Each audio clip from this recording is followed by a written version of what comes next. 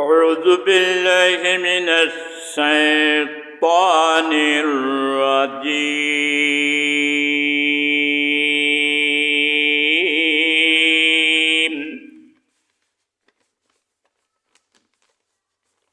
بسم الله الرحمن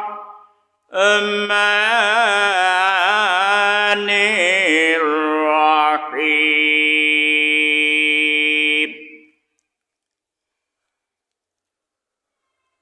من كان يريد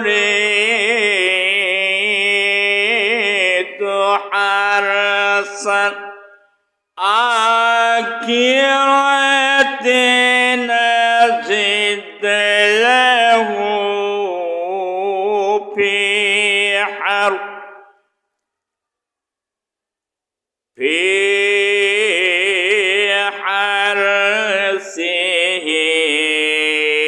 ومن كان يريد حرث الدنيا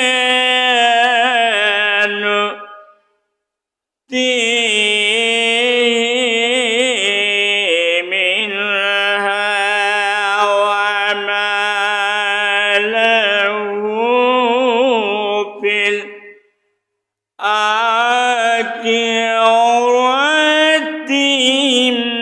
من نصيب.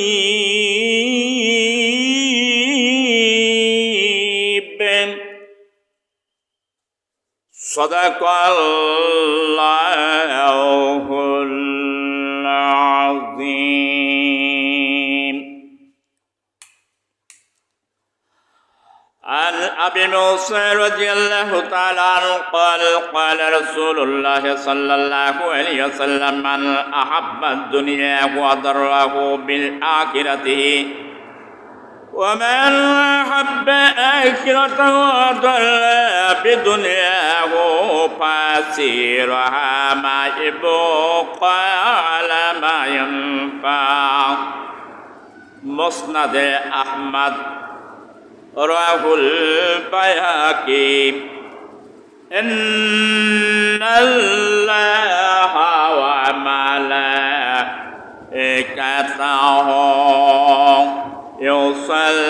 يصلون على النبي يا أيها الذين آمنوا صلوا عليه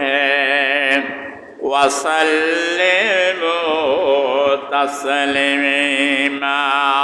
اللهم صل على سيدنا مولانا محمد وعلى آل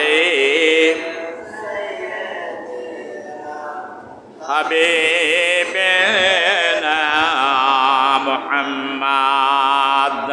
اللهم صل على سيدنا مولانا محمد وعلى آل سيدنا حبيبنا محمد. أما بعد পবিত্র মাহে জামাতিউল আওয়ালের তৃতীয় খুতবা নসিহত।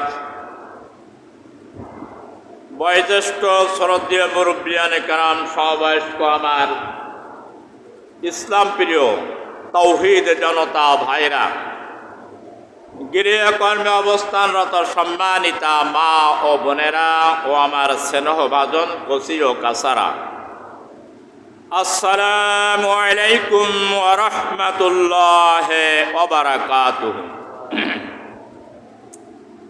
মহান আল্লাহ রব্বুল আলামিনের আজিমুস শান দরবারে লাখ কোটি কালিমাত শুকর আদায় করছি।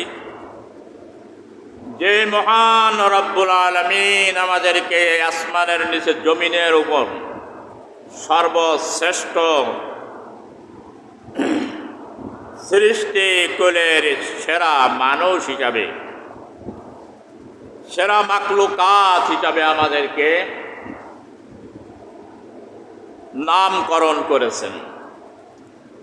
এই পবিত্র জুমার দিন অত্যন্ত একটি গুরুত্বপূর্ণ আল্লাহ রেজামন্দির হাসিলের একটা দিন, সপ্তাহের একদিন জুমার দিন। এদিনে দুনিয়ার সমস্ত কাজকর্ম, সমস্ত ব্যতিব্যস্ততা সব কিছু স্থগিত করে যথা সময় আল্লাহ তাআলা আসমানের নিচে জমিনের উপরে সবচেয়ে উত্তম জায়গায় যে বসার তৌফিক দিলেন, পৃথিবীর শ্রেষ্ঠ গ্রন্থ, মহাগ্রন্থ কোরআনে কারিম থেকে তেলাওয়াত করার এবং শোনার যে তৌফিক দান করলেন,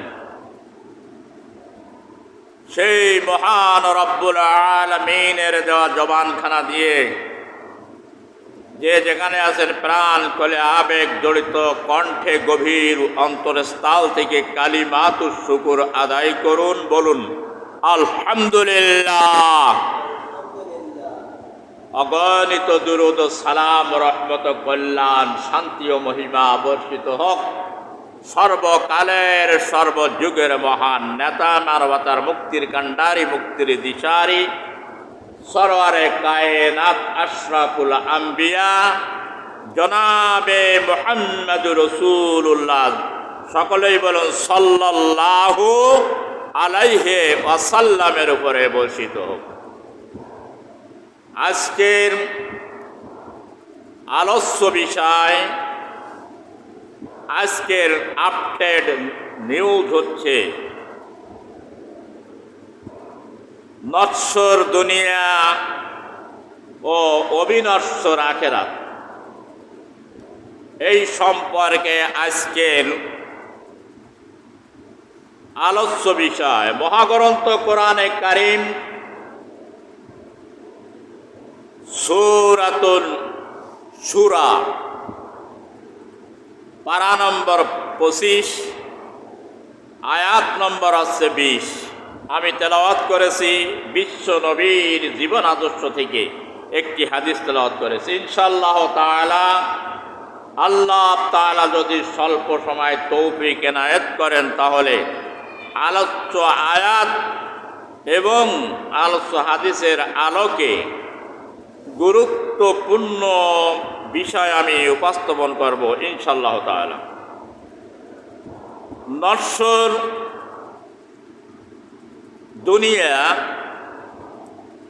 এটা হচ্ছে ক্ষণস্থায়ী দুনিয়া, অস্থায়ী। আর অবিনশ্বর হচ্ছে চিরস্থায়ী,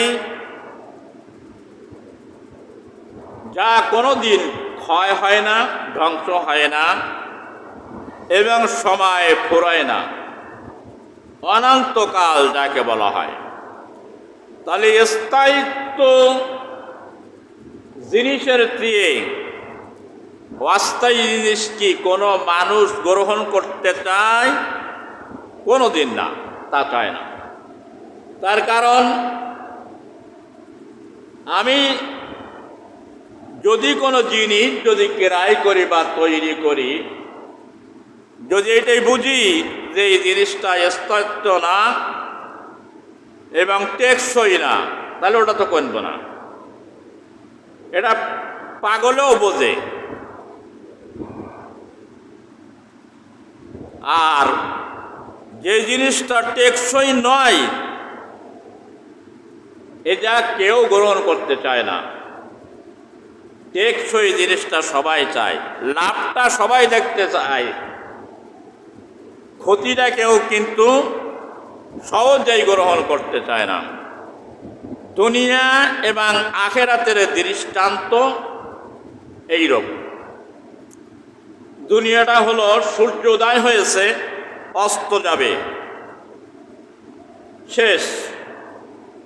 দুনিয়ার জিন্দেগি। কিন্তু আখেরাতের সূর্য যখন উদয় হবে ও আর অস্ত যাবে না, অনন্তকাল চলতে থাকবে। আমি একটি দৃষ্টান্ত দিয়ে বুঝাতে পারি। মনে করেন কেউ বিবাহ করলেন, নারী হোক আর পুরুষ হোক, পুরুষদের কথা বলি।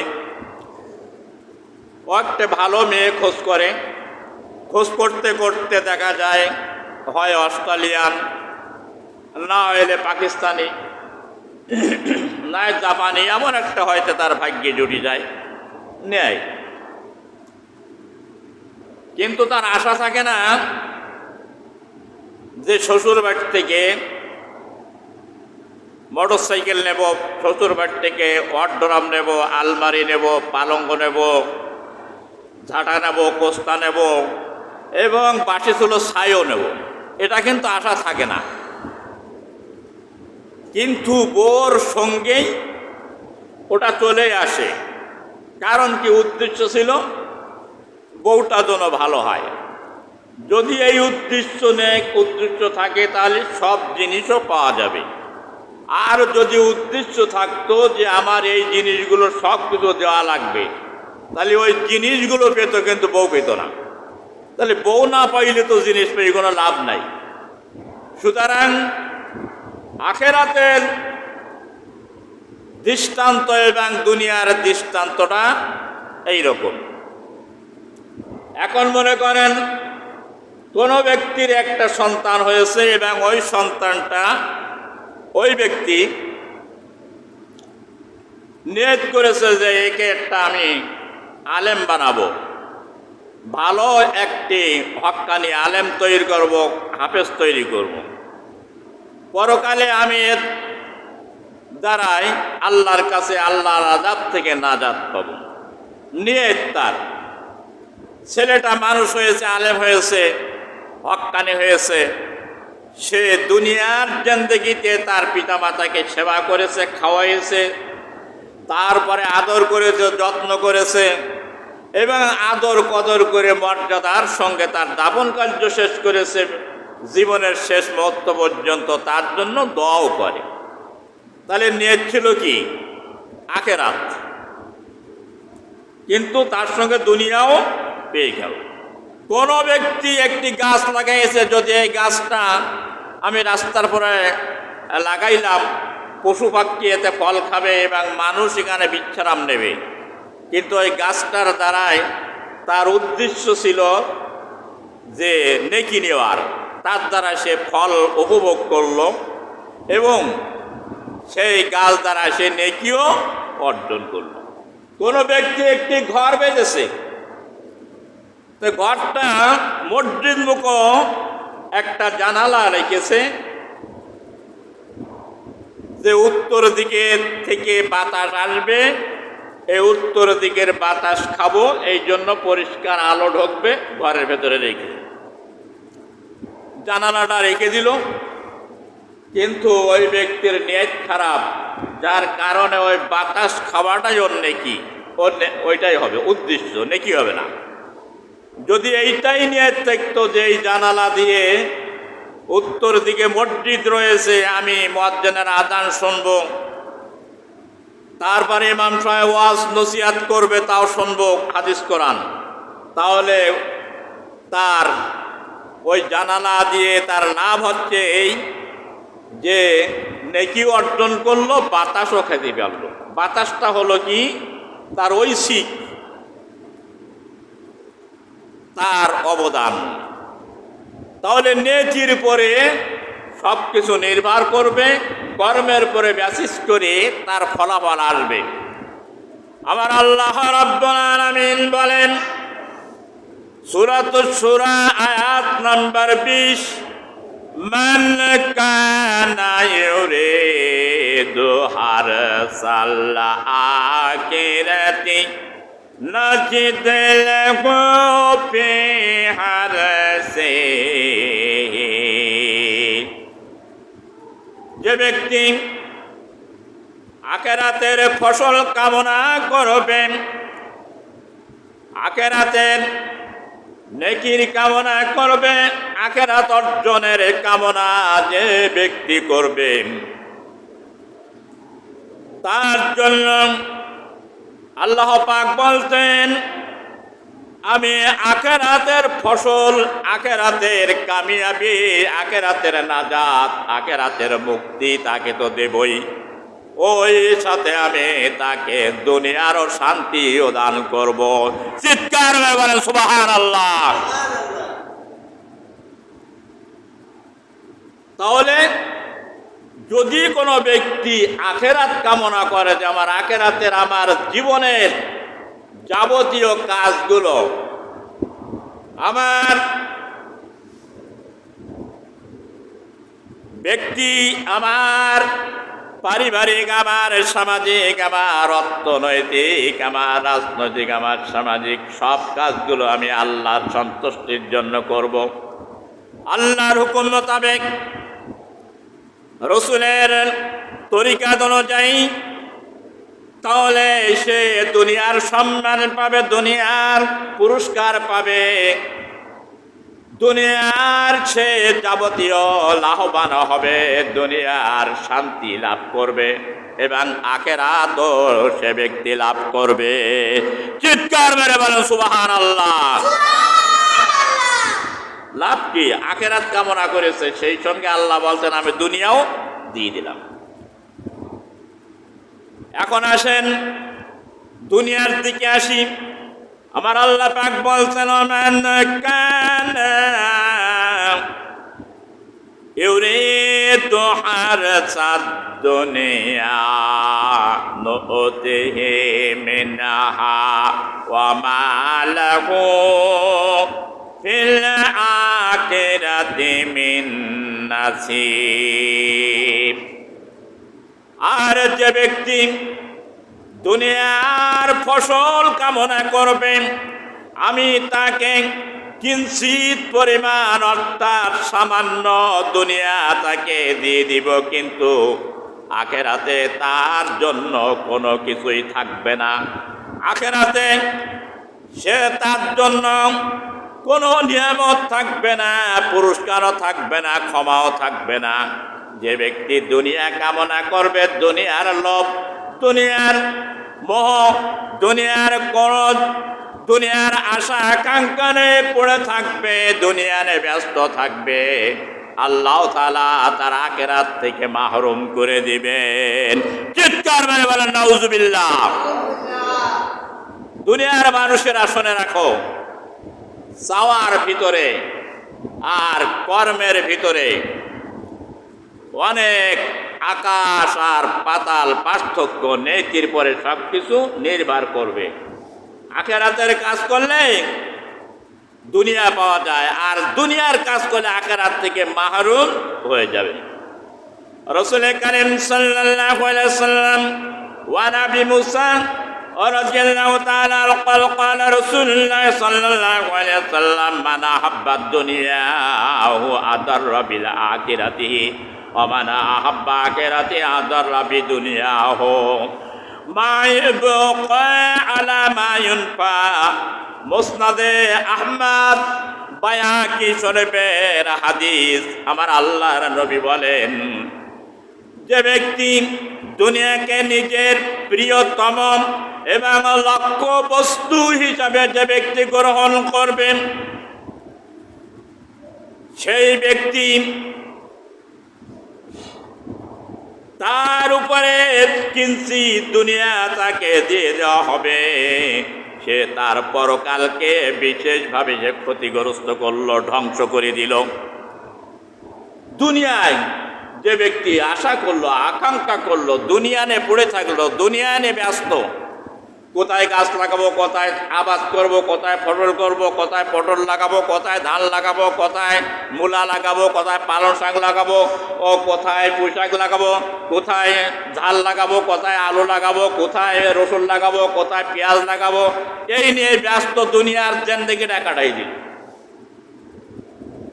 ওই ব্যক্তিকে আল্লাহ রাব্বুল আলামিনের নবী বলছেন, দুনিয়া প্রিয়তম মনে করে আখিরাতের কাজ তো করতে পারে নাই, দুনিয়া নিয়ে ব্যস্ত থাকলো। ওই ব্যক্তি দুনিয়া গ্রহণ করেছে, সে পরকালকে বরবাদ করে দিয়েছে, পরকালকে ওর জন্য ধ্বংস করে দিল, ক্ষতি সাধন করলো। আর যে ব্যক্তি পরকালকে অগ্রগার দিয়েছে, পরকালের অগ্রাধিকার যে ব্যক্তি দিল এবং পরকালকে প্রিয় স্থান হিসাবে, বাসস্থান হিসাবে গ্রহণ করলো, আমার আল্লাহর নবী বললেন অবশ্যই তার দুনিয়ার দিক দিয়ে সে বড় ক্ষতিগ্রস্ত হলো। অতএব এই নশ্বর জগতে সে এমন ক্ষতিগ্রস্ত হলো যেমন দেখা যাচ্ছে যদি কোনো ব্যক্তি আখিরাতের কামনা করে, দুনিয়া তার জন্য ক্ষতিগ্রস্ত হয়ে গেল, মস্ত বড় ক্ষতি। দৃষ্টান্তটা হচ্ছে এরকম, আল্লাহর হারুন রশিদের 11 স্ত্রী ছিল। এই 11 স্ত্রীর মধ্যে একটি কালো কুৎসিত, চেহারা বিকলাঙ্গ, দেখতেই ভালো না। আর 10টি স্ত্রী ছিল খুবই সুন্দর, সুশ্রী চেহারাবান। হারুন রশিদ তাদেরকে ইমানি পরীক্ষা করতে চাইলাম।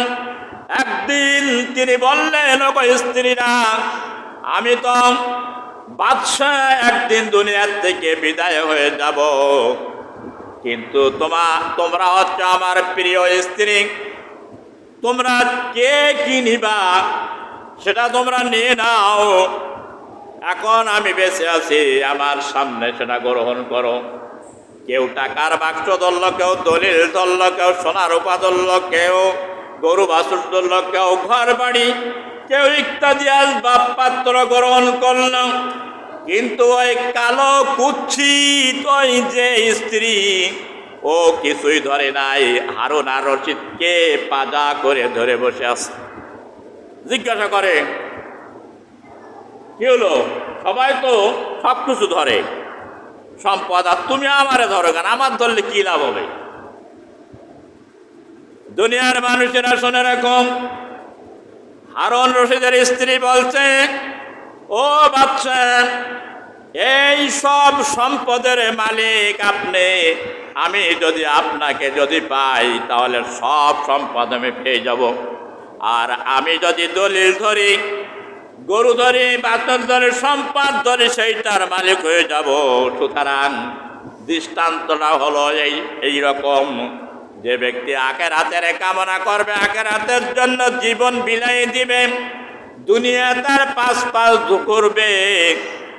হাদিস শরীফের ভিতরে আল্লাহ নবী বলছেন, ওয়ান আবি হুরায়রা রাদিয়াল্লাহু তাআলা قال قال رسول الله صلى الله عليه وسلم الدنيا سجن للمؤمنين وجنات الكافرين। মুসলিম শরীফের হাদিস। হযরত আবু হুরায়রা বলেন, দুনিয়াটা হচ্ছে মুমিন ব্যক্তির জন্য জেলখানা, আর কাফের, মুশরিক, বেদিন, ইহুদি, খ্রিস্টান, নাসারা, মুনাফিকদের জন্য এই দুনিয়াটা হলো বেহেশতখানা। চিৎকার মেরে বলেন নাউজুবিল্লাহ। যদি বলেন কেমন করে তা হয়, মনে করেন একজন ব্যক্তি জেলখানায় আছেন, ওর কিন্তু স্বাধীনতা নাই। জেলখানার যে খাদ্য দেবে এটা গ্রহণ করা লাগবে, ভালো কার মন্দ হোক। আবার এমন জায়গা দেবে, দুটো কম্বল, সেই কম্বল দুটো পাতলা হবে, সারপোকার ভর্তি ময়লা, জায়গাটা হবে সংকীর্ণ, অল্প জায়গা, ঘরের মতন পালঙ্গর ওপরে এত প্রশস্ত জায়গা তার হবে না। সুতরাং জেলখানায় স্বাধীনতা নাই। জেলখানার মধ্যে কোনো সেখানে আচ্ছা, মাশাআল্লাহ, আলহামদুলিল্লাহ। ইনশাআল্লাহ তোমার জামার জন্য দোয়া করা হবে ইনশাআল্লাহ। তাহলে জেলখানায় কোনো স্বাধীনতা নাই। এখন যদি মনে করে বাজারে যাব, চা খাইতে যাব, তারপরে যে একটু সিনেমা দেখতে যাব, একটু ক্রিকেট খেলা দেখতে যাব, একটু তাস খেলা দেখতে যাব, একটু যশোরে যাব, একটু জনসভায় যাব, একটু সভা সমিতি করবো, আছে নাকি? এরকম সুবিধা আছে জেলখানায়? কথা বলে না, নাই। কিন্তু দুনিয়ার মানুষের আছে না নাই? আছে। সুতরাং কাফেরদের এই দুনিয়ায় স্বাধীনতা আছে, তারা যা ইচ্ছা তাই করতে পারবে, কিন্তু কোন মোমেন ব্যক্তি তার যা ইচ্ছা তাই করতে পারবে না। জেলখানার মতন জীবন যাপন তার করতে হবে। নফস যা বলে তাই করা যাবে না। এই জন্য কাফেরদের জন্য এই দুনিয়াটা বেহেশতখানা বলা হয়েছে, আর মোমেনদের জন্য জেলখানা স্বরূপ এই দুনিয়া। গরু একটা বান্ধা আছে, আরেকটি ছেড়ে দেওয়া আছে। ওই ছেড়ে দেওয়া গরুটা সব জায়গায় যেতে পারে, কিন্তু ওই বান্ধা যে গরুটা কিন্তু সব জায়গায় যাইতে পারে না। যতটুক দড়ি লম্বা ততদিক ঘুরতে পারে। সুতরাং একজন মোমেন নারী, একজন মোমেন পুরুষের জন্য দুনিয়ার জীবনটাই হলো এরকম সংকীর্ণ। আর দুনিয়া জীবাত তালিবু আকিলাত, নবীজি বলেন এই দুনিয়াটা হলো একটা মৃত্যুর জন্তুর মতন। এখন যদি আপনার একটা ছাগল মারা যায়, গরু মারা যায়, তাহলে যখন বাগানে ফেলে আসবেন, সেখানে শিয়াল আর কুকুর যে আমদানি হবে। কিন্তু এখন দুঃখজনক হলো সত্য, এখন ছাগল আর গরু মুক্তি দেয় না। মরার মতন হয়ে সিটিয়ে পড়ে গেলেও ওটার ক্ষমতা না থাকলে তাড়াতাড়ি জবে করে খেয়ে ফেলাই দেয়। আর আগে তো দেখতাম গরুর ভুঁড়ি, আগে দেখতাম গরুর ঠ্যাং, এইসব মাথা চামড়া যা কিছু ফোকনা আছে সব চিল শগুনে খেত, ফেলাই দিত নকদামার ভিতরে। এখন সব মানুষ খায়। এখন ওই মানুষের শগুনের আধার, শিয়ালের আধার, কলভুলের আধার মানুষ খাইয়ে তার আত্মারা হয়ে গেছে শকুনের মতন, তার আত্মারা কুত্তার মতন হয়ে গেছে, শিয়ালের মতন হয়ে গেছে। এই জন্য মানুষের কাজকর্ম দেখলে বোঝা যায় যে এই মানুষটার ব্যবহার হিংস্রর মতন। কয় না মানুষই দেখি চাও ওর আচার ব্যবহারটা একদম একেবারে কলবুনের মতন, ওর আচারটা খিঞ্জিরির মতন। কেন? তার খাদ্য খেয়ে ওর রুহুটা তৈরি করেছে ঠিক ওই রকম। এই জন্য মানুষ সত্য কথা শুনবে না, মানবে না, দিলি আসর করবে না। তার কলিজা নষ্ট হয়ে গেছে, পশুত্তর কলিজা তৈরি হয়ে গেছে আত্মা। এই জন্য আল্লাহ নবী বলতেন আর দুনিয়া জীবাতুন, দুনিয়াটা হলো মৃত্যুর জন্তুর মতন। আর মৃত্যুর জন্তু খোঁজ করে শিয়াল কুকুরেরা, আর এই দুনিয়াটা খোঁজ করবে শিয়াল কুকুরের এর মতন মানুষেরা। দুনিয়া নিয়ে পড়ে থাকবে, কিন্তু জানবে না আল্লাহ মুত্তাকাসুর হাত্তা যুরতুমুল মাকাবির। পেরাচার্যর লালসায় দুনিয়ায় ডুবে থাকবে। আজকে গাড়ি বানাবো, আজকে বাড়ি বানাবো, আজকে সম্পদ বানাবো, আজকে অমুক বানাবো, তমুক বানাবো। আশা মোটেই পূরণ হয় না, বাড়তেই থাকে। যত আশা পূরণ হয় তত বাড়তে থাকে। হাত্তা যুরতুল মাকাবির, এরপরে তার কাছে মৃত্যু এসে পৌঁছায় যায়। কবরের দ্বারে যখন চিঠিয়ে পড়ে তখন বলে হায় হায় কি সর্বনাশ, কি করলাম, জীবনটা তো সব কিছু বরবাদ করে দিলাম। তখন আফসোস করলে কোনো কাজ হবে নাই। গাছ কেটে দিয়েছি, দিয়ে বলছি যে জোড়া লাগাবার জন্য চেষ্টা করছি, পানি দিয়ে হবে, কঠিন কালো না। সুতরাং আল্লাহর নবী বলেছেন আর আব্দুল্লাহ ইবনে আমর রাদিয়াল্লাহু তাআলা قال قال رسول الله صلى الله عليه وسلم بمن كن فقال كنا في الدنيا كأنك غريب। বুখারী শরীফের হাদিস তেলাওয়াত করলাম। আল্লাহর নবী বলেন হযরত আব্দুল্লাহ ইবনে ওমর রাদিয়াল্লাহু তাআলা আনহুর কাঁধের পরে হাত দিয়ে বলতেন ওমর যে এই যে দুনিয়ায় তুমি এই দুনিয়ায় এমন ভাবে থাকবে যেমন একজন মুসাফির, যেমন একজন প্রবাসী, এমন ভাবে দুনিয়ায় থাকো। কারণ প্রবাসীটাকে চিরস্থায়ী প্রবাসে থাকার জন্য যায় না, কথা বলেন, আরো জোরে বলেন। দুনিয়ায় মুসাফির যে যায়, মুসাফির বিভিন্ন জায়গায় সফরে যায়, সে চিরস্থায়ী থাকার জন্য যায় নাই, অল্প কয়েকদিন, 5 দিন 7 দিন এইরকম। আত্মীয় বাড়িতে যায়, চিরস্থায়ী থাকার জন্য যায় নাই না। রাস্তায় হাঁটতে কষ্ট হয়ে গেছে, গাছে নেচে বসে গেছে, চিরস্থায়ী বসে নাই, অস্থায়ী, কয়েক মিনিট বীজ ছাড়াবের জন্য। আমার আল্লাহর নবী বলেন, ওমর রে, দুনিয়ায় তুমি থাকবে ওই মুসাফির এবং প্রবাসীর মতন। সুতরাং এই দুনিয়াটা অস্থায়ী জায়গা, এটা বিনাশ হয়ে যাবে। একজন আব্দুল্লাহ ইবনে ওমর রাদিয়াল্লাহু তাআলা আনহু প্রায় বলতেন, ও দুনিয়ার মানুষেরা শোনে রাখো, সকালে তুমি যখন বেঁচে আছো এটাই মনে করো এইটা আমার জীবনের শেষ সময়, সন্ধ্যা তোমার নসিবে নাও হইতে পারে। আল্লাহু আকবার বলেন। আজকে যে বেঁচে আছি, এই যে আগামীকাল বেঁচে থাকবো, এর আশা কি কারোর আছে নাকি? গ্যারান্টি কারোর নাই। তাহলে এত করো কেন? ভালো কাজ করতে চাও না কেন? ভালো কথা শোনো না কেন? আল্লাহর নবীর সাহাবী হযরতে ওমরের মতন এমন একজন ব্যক্তি, যদি কেউ নবী যদি হয়ে আসতো আমার পরে, ওমরই হয়ে আসতো।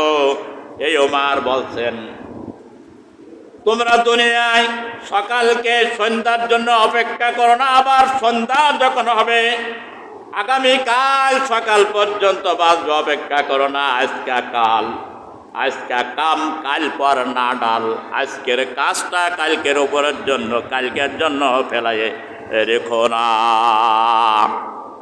আজকের কাজ আজকে করে সমাধা করে ফেলাও, কালকের জন্য অপেক্ষা করো না। দান হোক, সদকা হোক, নামাজ হোক, রোজা হোক, ভালো কাজ হোক, হক হোক, জাকাত হোক, সেই কাজটা তুমি নগদে করো, অপেক্ষা করো না। আমি একজন ধনাঢ্য ব্যক্তি, তার অনেক সম্পদ, বলে ভাই হজ করেন, হজ ফরজ হয়ে গেছে অনেক আগে। আল্লাহর নবী বলেছে, যদি কারোর উপরে হজ ফরজ হয়ে যায় আর ওই ব্যক্তি যদি হজ না করে মারা যায়, তাই ইহুদি এবং খ্রিস্টানের অবস্থায় সে মৃত্যুবরণ করবে। চিৎকার মেরে বলেন নাউজুবিল্লাহ। সে আমার জবাব দিল, 30 সালে যে হজ করব। কয় সালে? 30 সালে। চলছে কয় সাল? 24 সাল। 6 বছরকে বাঁচপান নাকি? অত সস্তা না। এই জন্য আমার আল্লাহ রাব্বুল আলামিন বলেছেন, শোনেন, দুনিয়ার সম্পদ, দুনিয়ার জীবন, দুনিয়ার সন্তান সন্ততির কথা। কোরআনে কারীম সূরাতুল কাহফ আয়াত নম্বর 46, আল মাল ওয়াল বানুনা জিনাতুল হায়াতিদ দুনিয়া ওয়াল বাকিয়াতুস সালিহাতু খায়রুন ইনদা রাব্বিকা সাওয়াবান ওয়া খায়রুন আমালা। আল মালু ওয়াল বানুনা জিনাতুল হায়াতিদ দুনিয়া। মাল মানে সম্পদ, আর বানুন শব্দের অর্থ হলো সন্তান সন্ততি। আচ্ছা, ঠিক আছে, মাশাআল্লাহ। হাফিজুর রহমান ফেরদৌস, দোয়া করে দেবো ইনশাল্লাহ। বলছে মাল আর সন্তান, এটা হচ্ছে দুনিয়ার সৌন্দর্য, জিনাতুল হায়াতুদ দুনিয়া। কেন? মাল যদি না থাকতো তা মানুষের দুনিয়ার সৌন্দর্য হতো না, আর সন্তান যদি না থাকতো তার কি বলতো হাটকোড়া, সৌন্দর্য হতো না। যেই সমাজের সন্তান নাই, বাচ্চা শিশুরা আসে না, সে সমাজের সৌন্দর্য হয় না। যে বাড়িতে শিশু সন্তান নাই, সে বাড়িতে আনন্দ হয় না। তার শিশু তো বানাতেই থাকতে হবে। হ্যাঁ, নবীজি বলেছেন, যার যত বাচ্চা হবে কিয়ামতের দিন সে তত গর্বিত হবে। আমরা তো একটা দুটো হইলে লকতলা মেরে দিয়ে ছুঁয়ে দেই। মসজিদে যদি কোনো ছেলে মেয়েরা আসে বিরক্ত হয়ে দেয়, আইসিস কেন যা। নবীজি ছেলেদেরকে বাচ্চাদেরকে ভালোবাসতেন। এরা তো শয়তানি করবি, তার কারণ শয়তান চায় বাচ্চা সন্তানদের পিছনে লেগে বড়দেরকে ক্ষতি করতে, ইবাদত বন্দিকে ডিস্টার্ব করতে, কিন্তু শিশুদেরকে ভালোবাসতে হবে। এটা রাসূলের। ছোটদের যে স্নেহ করে না, বড়দের যে সম্মান করে না, আলেম এবং মুরব্বীদেরকে যারা সম্মান করে না, নবীজি বলেছেন ও আমার উম্মতের অন্তর্ভুক্ত না। চিৎকার মেরে বলেন নাউজুবিল্লাহ। তো বলতে আল মাল ওয়াল বানুনা জিনাতুল হায়াতিদ দুনিয়া, মাল এবং সন্তান হচ্ছে দুনিয়ার একটা জিনত, সৌন্দর্য। ওয়াল বাকিয়াতুস সালিহাতু খায়রুন ইনদা রাব্বিকা সাওয়াবান ওয়া খায়রুন আমালা। ধৈর্য সন্তান সন্ততি এটা পার্থিব জীবনের মাত্র সভা, মাত্র সৌন্দর্য সভা, এবং সৎ কাজ যার ফল হলো স্থায়ী, অস্থায়ী নয়। আর আপনার রবের নিকট সবচাইতে পুরস্কার প্রাপ্তির জন্য শ্রেষ্ঠ হচ্ছে, উত্তম হচ্ছে, আশা আকাঙ্ক্ষার দিক দিয়ে সৎ কাজ সবচেয়ে শ্রেষ্ঠ এবং শ্রেয়। সুতরাং সন্তান দ্বারা এবং সম্পদ দ্বারাই আল্লাহর যেমন দিই, আল্লাহর সন্তুষ্টি, আল্লাহর নৈকট্য হাসিল করতে হবে। বলেন কেমন করে আপনার সন্তানটা দিনে ইসলাম শিক্ষা দেন, আলেম বানান, ও যত মানুষকে হেদায়েত দেবে। আপনি কবরের শেষে যদি লক্ষ মানুষের হেদায়েত দেয়, আর ওই লক্ষ মানুষ যত নেক কাজ করবে, আপনি কবরের শেষে ওই লক্ষ মানুষের নেক কাজের যত নেক কাজ করে এই নেকি আপনার আমলনামায় লেখা হবে। চিৎকার মেরে বলেন সুবহানাল্লাহ। এইবার যদি আপনি বৎকার কোন সন্তান দুনিয়ায় রাখেন, ওই সন্তান যত বদ কাজ করবে, লক্ষ মানুষকে যদি গোমরাহ বানিয়ে দেয়, পথভ্রষ্ট করে দেয়, গুনাহগার বানায়, নাফরমানি বানায়, আপনি কবরে শুয়ে ওই লক্ষ মানুষের পাপের ভাগী আপনার আমলনামায় যাবে। চিৎকার মেরে বলেন নাউজুবিল্লাহ। সন্তানের লাভ আর লস সংক্ষেপে বুঝালাম। সম্পদের লাভ হচ্ছে, আমার আল্লাহ পাক বলছেন সম্পদ দিয়ে আল্লাহরে যেমন দিয়ে আদায় করো, সম্পদ দিয়ে হজ করো, যাকাত দাও, ফেতরা দাও, কুরবানি করো, এবং অসহায় বিধবা মানুষের মসজিদে দাও, মাদ্রাসায় দাও, জনকল্যাণমূলক কাজে ব্যয় করো। এটাই হচ্ছে স্থায়ী সব। ওয়াকরিদুল্লাহ করদান হাসানা। এখন 10,000 টাকা দিয়েছে আমার হাতে, এই হাতে টাকাটা আমার হাতে দেয় নাই, এই টাকা দিয়ে ওয়াকরিদুল্লাহ করদান হাসানা। আমার আল্লাহ পাক বলছেন এটা হলো করজা হাসানা। যখন মানুষ কোনো দান করে, ওই দানটা আল্লাহ রব্বুল ইজ্জতের হাতে পড়ে। চিৎকার মেরে বলেন সুবহানাল্লাহ। আপনারা মনে করেন হুজুরের দিছি, মসজিদে দিছি, মুখের দিছি না, সৎপথের দানগুলো, কাজগুলো সব ওয়াকরিদুল্লাহ করদান হাসানা, আল্লাহকে নেক কর্জ দিলাম। মানুষের কর্জ দেয় না, দান করার চেয়ে কর্জ দেওয়া হলো 18 গুণ সব বেশি।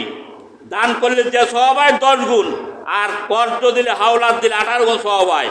কিন্তু কর্জ দিলে এখন পাশে বাদ যায়, আশা সাবাস। কর্জ দিবেন না, কারণ বন্ধুত্ব নষ্ট হয়, মানুষ আমানত রক্ষা করতে পারে না, ওয়াদা রক্ষা করতে পারে না, মুনাফিকের চেয়ে ওঠে খারাপ। সুতরাং হাওলাত না দিয়ে তাকে দান করে দেবেন, সেটা সব হবে। আপনার বন্ধুত্ব নষ্ট হবে,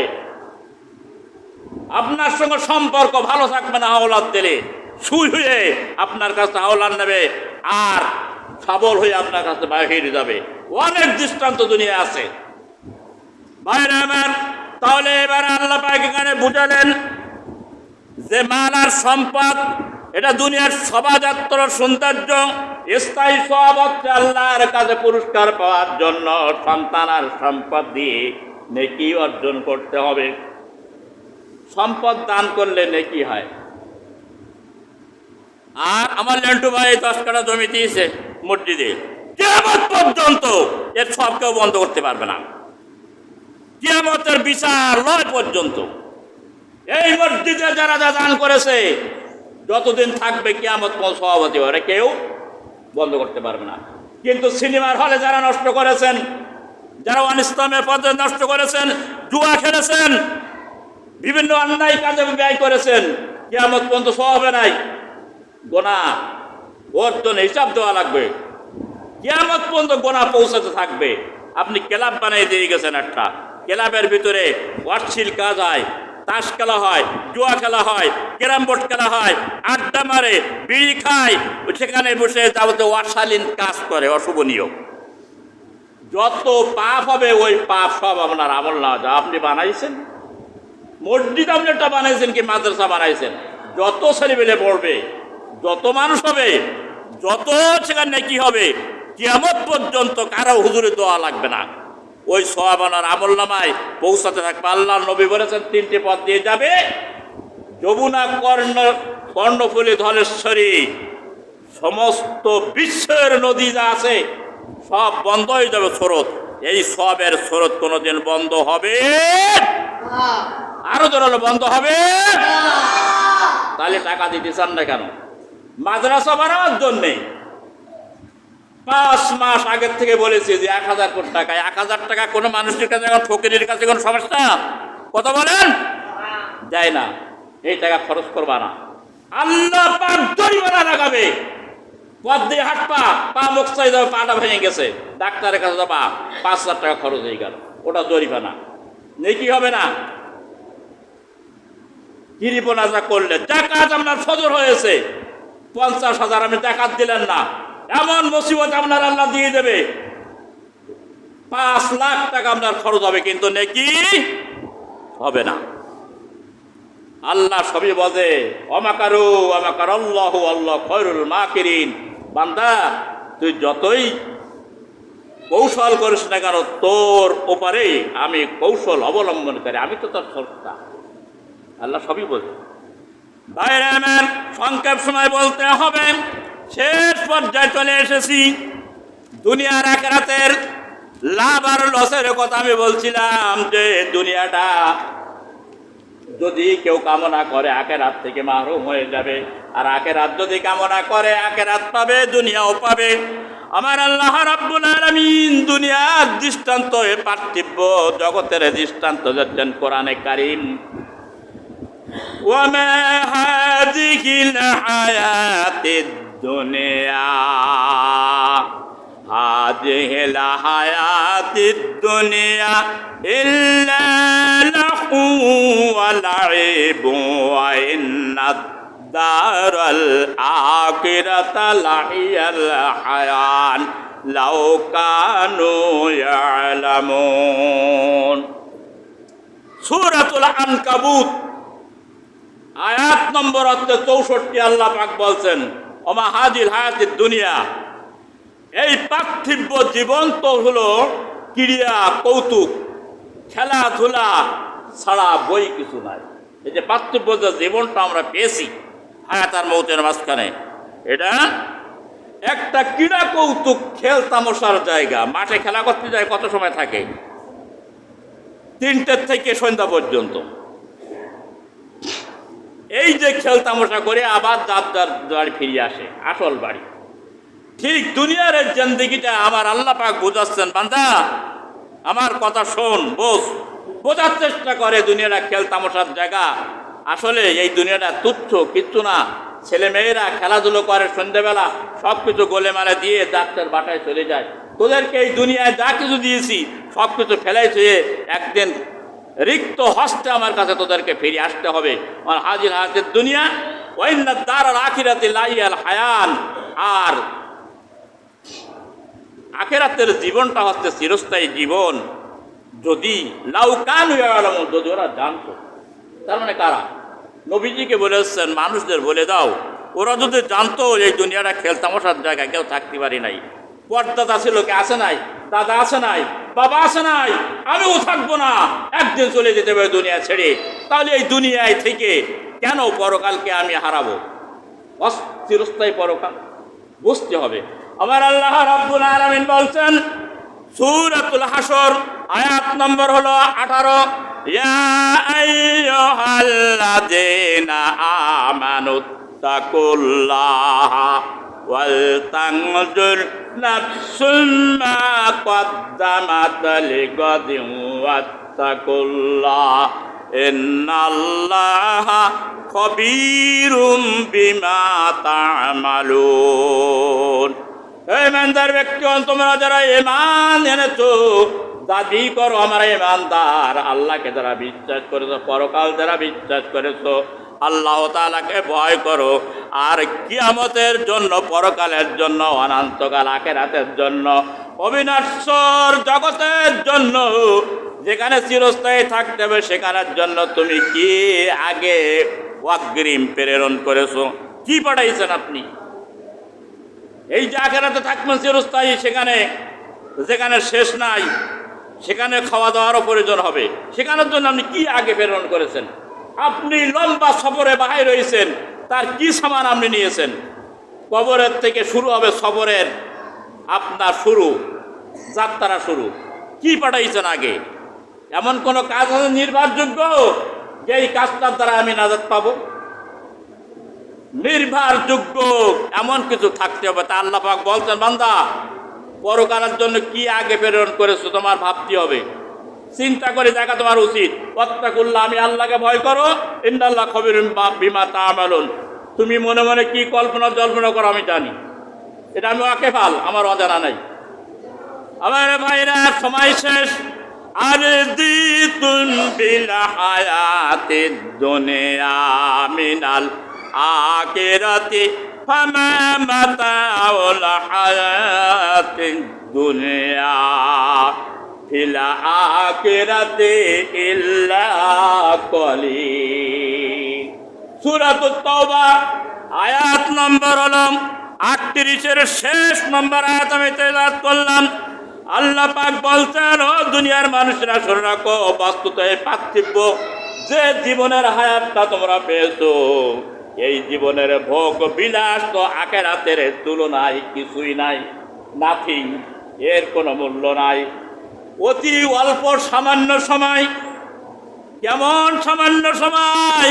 আল্লাহ নবী বলতেন, আন মুস্তারাজি রাদিয়াল্লাহু তাআলা ক্বাল ক্বাল রাসূলুল্লাহ সাল্লাল্লাহু আলাইহি ওয়াসাল্লাম, মাদ দুনিয়া ফিল আখিরাতি ইল্লা মিসলা মা ইয়াজালাল্লাহু আহাদাকুম। অর্থাৎ মুসলিম শরীফের সহিহ হাদিস আমি তেলাওয়াত করে শোনালাম। বলতে দুনিয়ার দৃষ্টান্তটা কেমন অল্প সময় সেটা শুনে রাখো। তোমার অনামিকা আঙ্গুলি, অনামিকা আঙ্গুল কোনটা বলতে পারেন নাই? কে বলতে পারেন? অনামিকা আঙ্গুল, এটা হলো মাধ্যমা, এটা সাদা, এটা বুড়ো আঙ্গুল, এটা সাদা আঙ্গুল, এটা হলো মধ্যমী আঙ্গুল, এইটা হলো অনামিকা আঙ্গুল, এইটা হলো কিড়ি আঙ্গুল। এইবার পানির ভিতরে ঢুকাই দিলেন অনামিকা আঙ্গুলকে, কতটুকু পানি নিয়ে আসবে? 5 কেজি। কথা বলে না। এই আঙুল ডুবাই দিলে পানির মধ্যে, সাগরের মধ্যে কতটুকু পানি নিয়ে আসবে? 1 ফোঁটা। আর সেই ফোঁটা পানিটা কত দিলে দুনিয়ায় কতটুকু জায়গা ভেসবে? সামান্য জায়গা। আমার আল্লাহ নবী বলছেন, ওই সাগরের তুলনায় যতটুকু পানি উঠে এটা আঙুলে, আখিরাতের তুলনায় তোমার দুনিয়ার জিন্দেগিটা এত সংকীর্ণ, এত অল্প। এরপরে কি বোঝার কেউ চেষ্টা করবে না? এরপরে কি কারোর বিবেকের পরে আঘাত করবে না? এরপরে কি মানুষের জীবন কি পরিবর্তন হবে না? সর্বশেষ হাদিসটা শোনায় যায়, ওয়ান সাদ্দাত ইবনে আউস রাদিয়াল্লাহু তাআলা قال قال رسول الله صلى الله عليه وسلم الكيس من دانا نفسه عمل لما بعد الموت واجده لمن اتبع بعد الموت واجده من اتبع هواه ونفسه تمنى على الله رواه الترمذي। তিরমিজি শরীফের সহিহ হাদিস শোনায় দেই। আমার আল্লাহর নবী বলতেন, প্রকৃতপক্ষে বুদ্ধিমান হচ্ছে ওই ব্যক্তি যে ব্যক্তি নিজ প্রবৃত্তিকে নিয়ন্ত্রণ করতে পেরেছে এবং মৃত্যুর পরবর্তী জীবনের জন্য কাজ করেছে। ওই ব্যক্তি সবচেয়ে হলো বুদ্ধিমান। আমরা বুদ্ধিমান বলে ওই ব্যক্তিকে যে দুনিয়ায় চুরি করতে পেরেছে, ডাকাত করতে পেরেছে, ফাঁকি দিতে পেরেছে, মানুষকে ঠকাতে পেরেছে, একেই বলি সবচেয়ে বুদ্ধিমান। আর বোকা বলি যে ফকির হয়ে গেছে। আর আমার আল্লাহর নবী বলতেন, সবচাইতে বুদ্ধিমান হলো ওই ব্যক্তি আল্লাহর কাছে দুনিয়া আখিরাতে যে ব্যক্তি নিজের প্রবৃত্তিকে নিয়ন্ত্রণে এনেছে, কন্ট্রোল করেছে, ইবাদত করেছে এবং আখিরাতের জন্য কাজ করেছে। ওই ব্যক্তি সবচেয়ে আল্লাহর দৃষ্টিতে, নবীর দৃষ্টিতে হলো বুদ্ধিমান। চিৎকার মেরে বলেন সুবহানাল্লাহ। আর বুদ্ধিহীন হলো ওই ব্যক্তি বাদাল মাউত আজিজু মান ইত্তাবা নাফসাহু হাওয়াহু ওয়া তামান্না আলাল্লাহ। আমার আল্লাহর নবী বলেন, সবচাইতে বেবোধ, সবচাইতে বিবেকহীন, সবচাইতে বুদ্ধিহীন হলো ওই ব্যক্তি যে ব্যক্তি নফসের খেয়াল এবং খুশি মতন চলল, জীবনটা যেদিকে যেতে চায়, অর্থ যেদিকে ইচ্ছা সেদিকে খরচ করে, জীবনের সময়টা জৈবন জীবন সেই দিকে কাটালো। আর ও হেতু আল্লাহর উপরে আশা রাখলো যে আল্লাহ আমাকে ক্ষমা করে দিবে, এই আশা পোষণ যে করেছে, সেই সবচাইতে দুনিয়া এবং আখিরাতের নির্বোধ বোকা ব্যক্তি। চিৎকার মেরে বলেন নাউজুবিল্লাহ। আমাদের মধ্যে এমন ব্যক্তি নাই, আমাদের ব্যক্তির মধ্যে সব পরকালমুখী। কি কন ভাইরা আমার, বন্ধুরা আমার, সোনামণি, মা ও বোনেরা, শুনে রাখো, দুনিয়ার সব কথাগুলো মিথ্যা হবে, আল্লাহ এবং আল্লাহ রসুলের কথা কোনোদিন মিথ্যা হবে মিথ্যা হবে না। মানা দরকার আছে না নাই? আছে। কথাগুলো শুনে রাখো। এই সপ্তাহে এখানে বসেছি, আগামী সপ্তাহ নাও থাকতে পারি। কবরের বাসিন্দা আখিরাতের বাসিন্দা হইল। আপনি এই সপ্তাহে এসেছেন, আপনার কাপড়ের কাপড় বাজারে এসে গেছে, কেউ কেউ বলতে পারে? তাহলে এতটুকু যদি বলতে না পারেন, তাহলে অত চালাকি করার দরকারটা, অত লাফালাফির দরকার কি? আরে ভাই, একটা পাখি যখন বাসার থেকে বাইরে হয়ে যায়, ওকে খাদ্য খাবার সঙ্গে করে নিয়ে যায় নাই? বড় তিমি মাছ আছে, হাঙ্গর আছে, কুমির আছে, ওরাকে খাদ্য বাসাতে নিয়ে আসে নাই? খেয়ে সারাদিন পেট পুরি আবার বাসায় চলে যায়। ওদেরও মৃত্যু হয়, ওদের হিসাব হবে না। ইয়া লাইতানি কুনতু তুরাবা।